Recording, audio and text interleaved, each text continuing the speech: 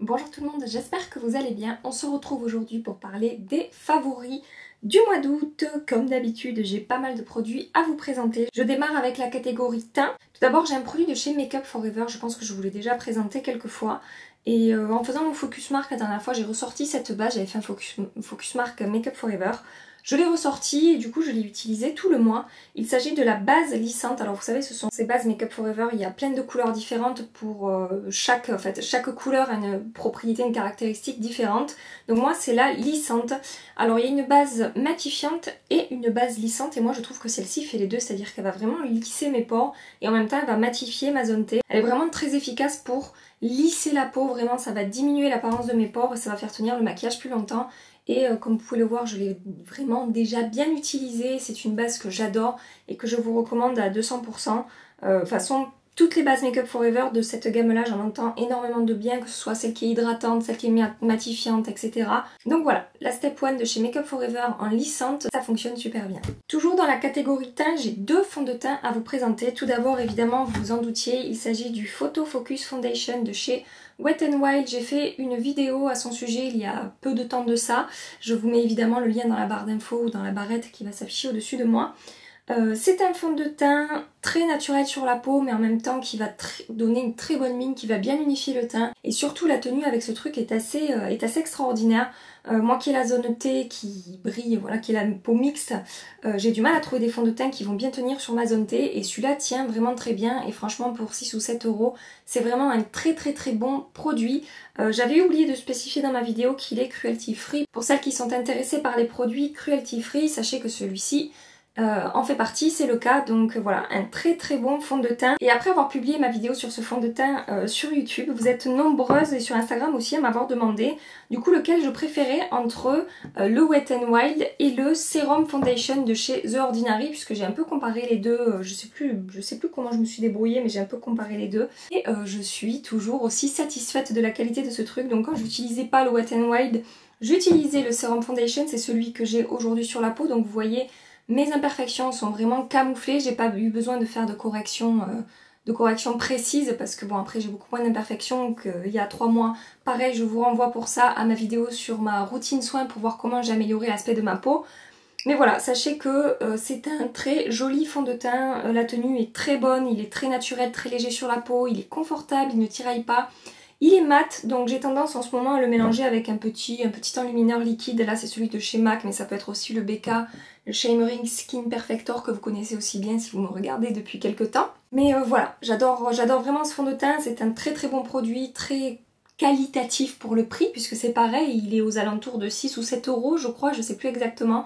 Et je crois qu'en ce moment les fonds de teint de chez The Ordinary sont en stock. Donc si vous n'aviez pas eu l'occasion de craquer, si vous attendiez que ça revienne en stock, j'ai regardé la semaine dernière et il y avait du stock, voilà. Alors j'espère que aujourd'hui c'est toujours le cas, mais en tout cas la semaine dernière il y en avait. Et quand j'avais fait la vidéo, vous étiez nombreuses à me dire mais ils sont pas disponibles, c'est une horreur, c'est de la torture. Ils sont disponibles et je l'aime toujours autant. Petit message comme ça, entre vous et moi. Toujours côté teint, j'ai un bronzer à vous présenter. Il s'agit du Invisible Bronze de chez Barre Minéral. Donc c'est un bronzer pareil que je vous avais présenté au moment de sa sortie, c'était cet hiver ou c'était au printemps, je sais plus exactement. C'est un bronzer que j'ai utilisé tout le mois parce qu'on m'a demandé aussi, il y a une personne qui m'a posé la question entre le Hourglass et le Barre Minéral que tu as présenté, mais la personne me disait c'est apparemment, enfin les critères, enfin comment dire, les arguments pour lesquels tu aimes ces produits sont les mêmes. Et du coup elle me dit lequel tu préfères entre les deux. Et du coup j'ai ressorti celui-là, je l'ai utilisé pour pouvoir me faire une idée et au final c'est celui que j'ai utilisé tout le mois. Je l'ai même plus utilisé que le Hourglass. Alors pas que j'aime plus celui-là que le Hourglass, mais c'est vrai que voilà, j'avais oublié, enfin pas j'avais oublié, je teste souvent des nouveaux produits et du coup je peux pas tout utiliser tout le temps. Et en le ressortant, je suis retombée en amour pour ce truc là et donc je me suis dit le Hourglass, je m'en suis pas mal servi, je vais m'en resservir dans l'avenir parce que c'est une marque que j'adore donc je sais que je le ressortirai. Et du coup je me suis dit non, utilise celui-là, il est vraiment très joli. C'est un bronzer à la texture vraiment ultra douce et ultra fine, il est hyper facile à travailler. Franchement pour se rater avec ce bronzer, faut vraiment en vouloir, faut vraiment utiliser le mauvais outil, j'en sais rien. Mais il est très facile d'utilisation, il est très naturel, la texture est très légère, ça va vraiment déposer un voile de chaleur sur la peau. Il est pas trop orangé, vous savez que moi j'aime pas trop les bronzers avec trop de sous-tons orangés, celui-là c'est vraiment pile ce qu'il faut. C'est celui que j'ai utilisé aussi aujourd'hui. Il réchauffe très bien le teint. Il est pas totalement mat, mais il est pas du tout lumineux. Bon là c'est l'highlighter que vous voyez, hein, c'est pas le bronzer. Mais il est pile ce qu'il faut au niveau de la lumière, au niveau de l'intensité de la pigmentation, au niveau des tonalités de couleurs. Vraiment c'est un super bronzer que j'ai en teinte médium et que je vous conseille fortement si vous cherchez un bon bronzer. J'ai maintenant un produit de chez Huda Beauty à vous présenter. Il s'agit de la palette 3D Highlighter. Je ne sais pas si je vous en avais parlé, peut-être dans un haul je vous l'avais montré. C'est une palette avec 4 produits à l'intérieur. Alors ils disent d'appliquer les 4 au moment du maquillage, c'est-à-dire la base numéro 1 c'est une base un peu crémeuse. Ensuite vous avez l'highlighter classique, ensuite vous avez celui-ci qui disent d'utiliser en termes de... pour sculpter son visage et pour faire un peu de bronzer, et évidemment le blush lumineux. Alors j'ai énormément utilisé ce produit, surtout ces 3 produits là. Alors j'ai essayé comme ils disent, mais j'avoue que le produit crème c'est le seul produit dans la palette dont je ne suis pas très fan. Ça fonctionne, mais j'ai des highlighters crème qui sont beaucoup plus faciles d'utilisation et dont je préfère la texture. Celui-là, la texture est un peu... je sais pas, au moment où on l'applique, ça fait pas un peu sec sur la peau, mais je sais pas comment dire. Ça n'a pas un rendu que j'aime exceptionnellement. Mais par contre, les 3 autres produits, je les adore. Alors c'est une palette que je pourrais utiliser surtout en été, parce qu'après en hiver, je vais être un peu trop blanche pour utiliser ce genre de teinte-là. Même l'highlighter, celui que j'ai aujourd'hui, il est vraiment... celui-ci... là, il est vraiment très doré, mais sinon le blush est vraiment très beau, c'est celui aussi que je porte aujourd'hui et j'ai adoré utiliser ces 3 produits. Sachez que ce ne sont que des produits ultra lumineux. Je vais essayer de vous faire 3 swatchs. Voilà les swatchs de ces 3 poudres que je trouve vraiment très belles, et même le blush, il a beau être ultra lumineux, au début je me disais mais ça va pas aller, c'est trop lumineux, mais en fait une fois appliqué il est vraiment super joli. C'est lumineux mais c'est pas trop en fait, et voilà, la texture est vraiment très bien, ça se fond très bien à la peau. Vous voyez ces textures, on dirait presque que c'est crémeux en fait, ce que j'ai appliqué là en swatch sur ma main. En fait non, c'est de la poudre.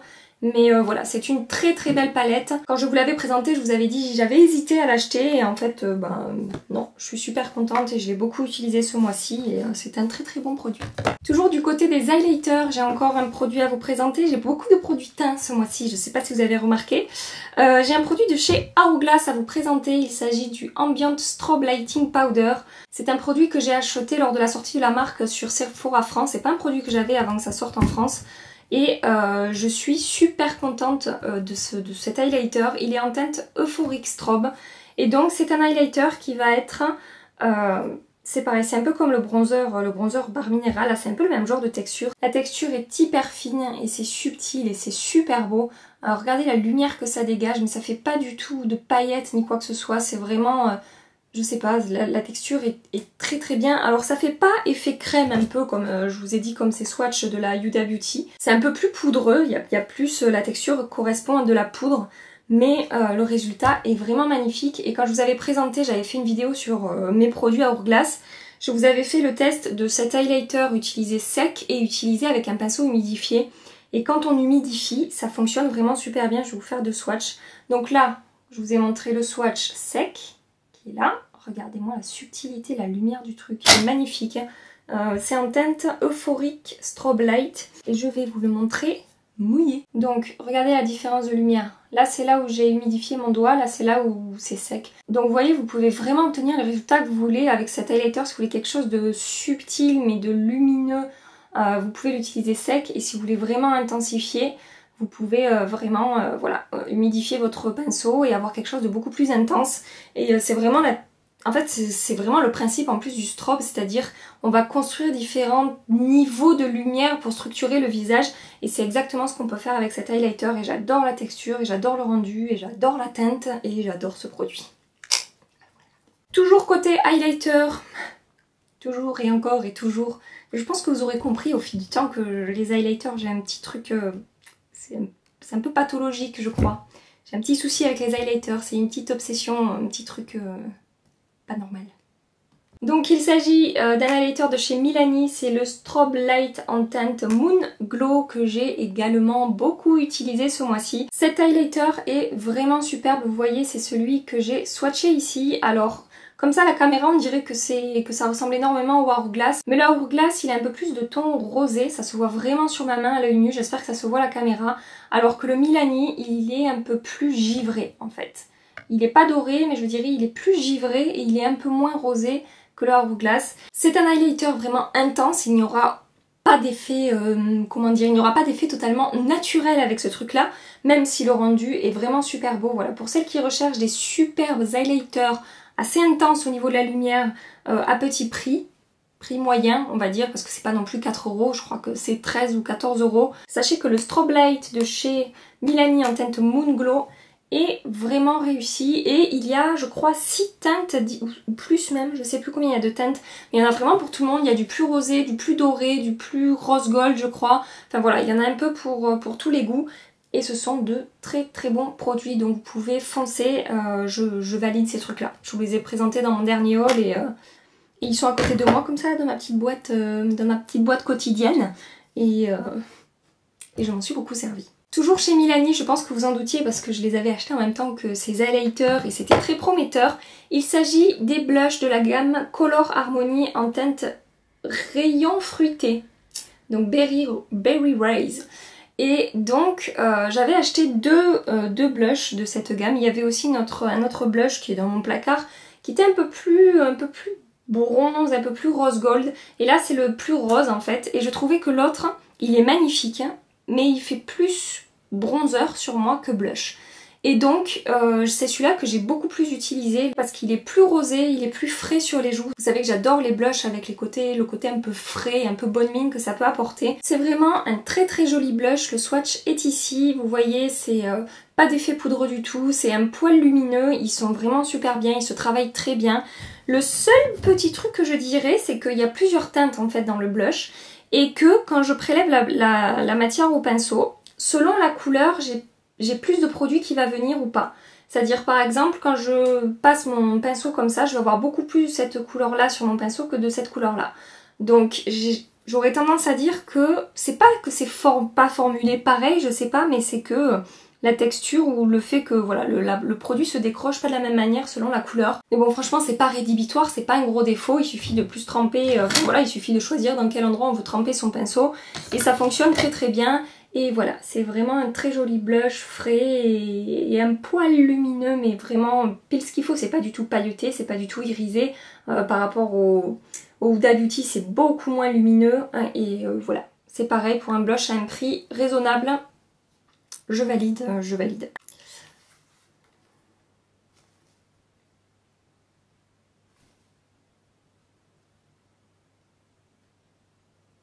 J'en ai fini avec les produits teints, je passe maintenant à un produit pour les yeux. Si vous me suivez sur Instagram, Instagram que je mets dans la barre d'infos, toujours n'hésitez pas à vous abonner à mon compte Instagram parce que je publie souvent mes petites nouveautés que j'achète, etc. Donc voilà, si vous n'êtes pas encore sur Instagram, suivez-moi sur Instagram, c'est sympa. Donc si vous me suivez sur Instagram, vous savez que je me suis procuré une des dernières palettes de chez Marc Jacob. Donc il s'agit de la 740 Scandalust. Il en a sorti 5 ou 6 des nouvelles, je sais pas exactement combien. Et celle-ci c'est vraiment celle qui m'a le plus attirée. Alors il y a aussi une qui s'appelle Editorial, qui je pense fera très prochainement partie de ma collection, qui a des teintes qui tirent je trouve un petit peu, qui ressemblent un petit peu à la subculture de chez Anastasia.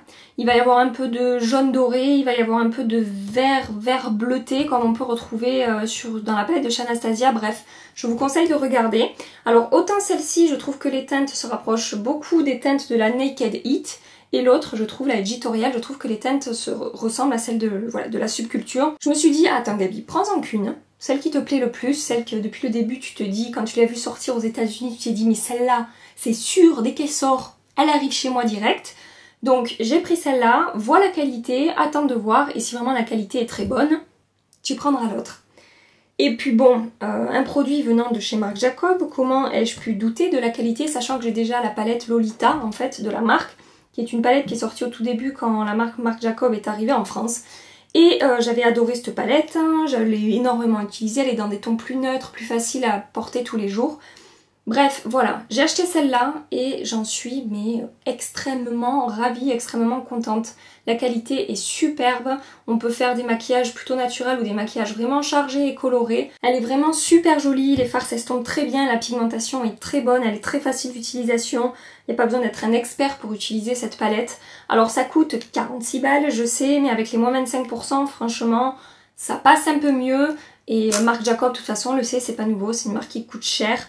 Mais en même temps, la qualité est là, c'est vraiment de très beaux produits, même pour le packaging. Je veux dire, regardez-moi ce packaging. C'est fin, c'est élégant, c'est super beau, quoi. Enfin, voilà. Pour moi, Marc Jacobs fait partie, avec par exemple Hourglass, de mes marques préférées. J'ai rarement été déçue par des produits Marc Jacobs. Le seul produit que j'ai pas aimé de chez Marc Jacobs, et il y en a qui vont me jeter des pierres parce que je sais qu'il y a énormément de monde qui adore ce produit, c'est le fond de teint Remarquable de chez Marc Jacobs qui est une catastrophe sur ma peau. Tout le reste, tout ce que j'ai essayé, j'adore, que ce soit les rouges à lèvres, les blushs, les bases pour le teint, etc. Enfin, chapeau. Et donc cette palette ne déroge pas à la règle, je l'adore, elle est superbe et je vais vous faire 3 swatchs pour que vous puissiez un peu voir la pigmentation et la beauté des fards. Donc voilà, regardez-moi cette qualité des swatchs, regardez-moi les fards lumineux, comme ils sont intenses, comme ils sont crémeux, regardez-moi la pigmentation de tous ces fards, que ce soit les mats ou les lumineux, enfin voilà, cette palette est juste superbe et il y a, je sais pas, il n'y a rien à dire, enfin pour moi à part le prix peut-être, il n'y a rien à dire de négatif, elle est superbe. Et là rien que de revoir les swatchs et de voir le retour à l'écran là, les swatchs parlent d'eux-mêmes. Je vais maintenant passer aux produits lèvres. Le premier que j'ai à vous présenter, c'est le produit que je porte aujourd'hui. Il s'agit d'un gloss de chez Anastasia. Donc vous savez que pour moi, les gloss de chez Anastasia sont quasiment les meilleurs que j'ai essayé. Ce sont mes préférés. Je les aime énormément. Et donc là, il s'agit de la teinte Warm Bronze, qui est un gloss. En fait, je vous avais dit déjà que les gloss Anastasia se rapprochent presque plus de rouge à lèvres crémeux.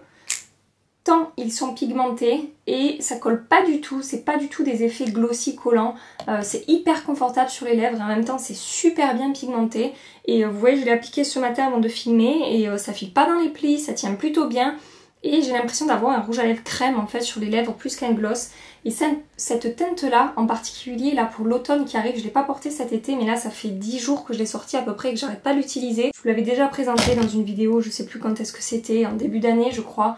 Et la teinte est juste superbe, c'est une espèce de framboise marronnée, bronze, enfin je sais pas, il est super beau. Il est vraiment super joli, on peut jouer sur l'intensité si je veux que ce soit beaucoup plus pigmenté que ça. Il suffit que j'en rajoute un peu plus. Là ce matin j'en ai mis au centre des lèvres et j'ai étalé avec mes doigts pour que ce soit pas trop intense. Mais voilà, vous voyez que sur ma main c'est plus intense que sur mes lèvres. Mais j'adore ces produits, ça tient plutôt bien, ça tient pas 12 heures, hein. C'est pas des rouges à lèvres liquides sans transfert, tout ça, ça reste des glosses. Mais des très bons gloss avec une très bonne tenue et une belle pigmentation et des teintes, elle a une gamme de teintes, je sais pas combien il y en a, mais il y en a vraiment des tonnes, il y en a pour tous les goûts. Par contre faites attention, regardez des swatchs sur Google parce que sur le site de Sephora, les teintes qu'ils ont en photo ne correspondent pas aux teintes, aux vraies teintes. Toujours chez Anastasia, alors vous savez quand j'ai commandé la Subculture, la palette pour les yeux, j'ai commandé en même temps d'autres produits et j'ai commandé ces nouveaux rouges à lèvres, donc ce sont les matte lipstick mais qui viennent cette fois-ci en raisin et non pas des rouges à lèvres liquides. Et donc moi j'ai pris en teinte Rosewood et en teinte Staunch. Je n'ai pas su choisir entre les deux, je les ai énormément portés ce mois-ci. Que ce soit Staunch ou Rosewood, hein, je vais vous faire des swatchs pour que vous puissiez voir. La qualité de ces rouges à lèvres mat est très bonne. Ils sont ultra pigmentés. Donc là vous avez Staunch et là vous avez Rosewood. Donc vous pouvez voir, ils sont ultra pigmentés. J'ai juste fait un aller-retour comme ça, pas plus. Ils sont très pigmentés, ils sont vraiment confortables pour des mats. Il n'y a pas d'effet sec, désagréable sur les lèvres, il y a même un effet un petit peu, on dirait pas comme ça parce qu'ils sont vraiment totalement mat, hein. Il n'y a pas de lumière, il n'y a pas d'effet crémeux à la vue, mais à l'application et au rendu, je sais pas, c'est vraiment, c'est confortable, à chaque fois j'ai envie d'employer le mot douillet en fait, mais je sais pas comment dire, ça tiraille pas, ça file pas dans les plis, ça fait pas craqueler. C'est mat, donc hydratez bien vos lèvres le matin, hydratez bien vos lèvres le soir, parce que tous les rouges à lèvres mat ont un petit côté asséchant tout de même. Hein, on va pas se mentir. Il n'y a pas de démarcation, il n'y a pas de difficulté à les travailler. Ils tiennent plutôt bien, je dirais, avec un crayon dessous. Là, si j'en applique à 8 h du matin jusqu'à 11 h 30 midi, j'ai pas besoin d'en réappliquer. Jusqu'à ce que je mange, ça tient super bien. Et ce que je veux dire, c'est que quand on l'applique, c'est... Je sais pas, c'est hyper harmonieux, hyper uniforme sur les lèvres. C'est... Je sais pas, c'est super joli. Franchement, la texture est très réussie. Et c'est pareil, ça c'est des produits. Et je sais que je vais m'acheter d'autres teintes. Parce que quand j'aime un produit comme ça, ben je peux pas faire autrement que d'acheter d'autres teintes. Et là, ces deux teintes sont superbes. Mais voilà, je vais continuer, je pense que je vais en acheter d'autres, c'est sûr. Si vous aimez les rouges à lèvres mat mais que vous en avez marre des liquides...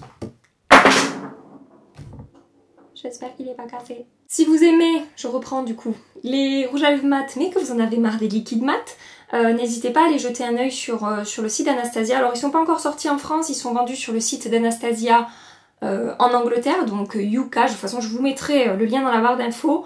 Il n'y a pas de frais de douane et je crois qu'à partir d'un certain montant, il n'y a pas de frais de transport ou alors ça reste raisonnable. Vous me posez souvent la question, est-ce que sur Cult Beauty, est-ce que sur tous ces sites anglais, il y a des frais de douane et des taxes? Non, il n'y en a pas. Donc vous pouvez commander sur les sites anglais, vous n'aurez pas de problème. Après, quand ça vient des États-Unis, c'est différent. Donc voilà, si vous aimez les rouges à lèvres mat et que vous cherchez de bons rouges à lèvres mat, allez jeter un œil sur le site d'Anastasia. Et on trouve des swatchs sur YouTube énormément. Je vous mettrai une vidéo d'une nana qui a swatché tous les rouges à lèvres pour que vous puissiez voir les teintes et que vous puissiez choisir plus facilement si vous êtes intéressé. Mais bravo Anastasia. Donc voilà, cette vidéo produit favori du mois d'août est terminée. J'espère que ça vous aura plu, j'espère que je vous aurai fait découvrir de jolis produits. N'hésitez pas à me dire en commentaire vous quels sont vos favoris du mois ou vos découvertes du mois que vous êtes ultra méga contente d'avoir découvert. Et voilà, c'est toujours sympa de partager les nouveautés, les découvertes ensemble. J'adore toujours lire vos commentaires sur vos favoris. Comme je vous dis à chaque fois, moi je fais des découvertes grâce à vous. Quand vous me conseillez des produits, je vais toujours voir. Il y en a même que j'ai acheté certains sous vos conseils. Dans ma prochaine vidéo, je vais tester un nouvel anti-cerne. Je vous avais dit que j'avais acheté le Secret Concealer de chez Laura Mercier que je n'ai toujours pas testé. J'ai eu quelques retours après l'avoir présenté dans mon haul où les personnes me disaient que c'était un très très bon anti-cerne et que j'allais l'adorer. Donc voilà, je suis impatiente de l'essayer mais je voulais vraiment vous le présenter en vidéo puisque comme je vous dis, je suis toujours à la recherche d'un dupe du Shape Tape parce que c'est compliqué de se le procurer et que Tarte abuse extrêmement sur les frais de port et sur les taxes qu'ils font payer en amont en fait. Donc voilà, même si on le trouve sur le site QVC Yuka, je vous mettrai le lien dans la barre d'infos, ça reste un site anglais, je sais qu'il y en a qui sont pas fans de commander sur des sites anglais. Donc voilà, j'essaie toujours de trouver un dupe de ça. Il paraît qu'il est super pigmenté, qu'il tient très bien, que le rendu est vraiment très beau. Donc voilà, j'ai vraiment hâte de l'essayer. Je pense que je vous ferai un côté avec le Shape Tape, un côté avec le Secret Concealer pour voir un peu ce que ça donne. Alors si comme moi vous avez les cernes ultra marquées, cette vidéo devrait vous intéresser. Et même si vous n'avez pas les cernes ultra marquées, peut-être ça va vous intéresser aussi. Hein. Peut-être vous avez juste envie de passer un petit moment avec moi. Qui sait? Si vous avez aimé cette vidéo, surtout pensez à la liker, mettez un petit pouce en l'air et abonnez-vous avant de partir si c'est pas déjà fait. En attendant ma prochaine vidéo, n'oubliez pas que je publie tous les mercredis matins et tous les dimanches matins à 8 h 30 sans faute. Quoi qu'il se passe dans ma vie, 8 h 30, mercredi matin, dimanche matin, vous aurez toujours une vidéo. Donc en attendant ma prochaine vidéo, je vous fais des tas de bisous et je vous dis à très bientôt. Bye bye.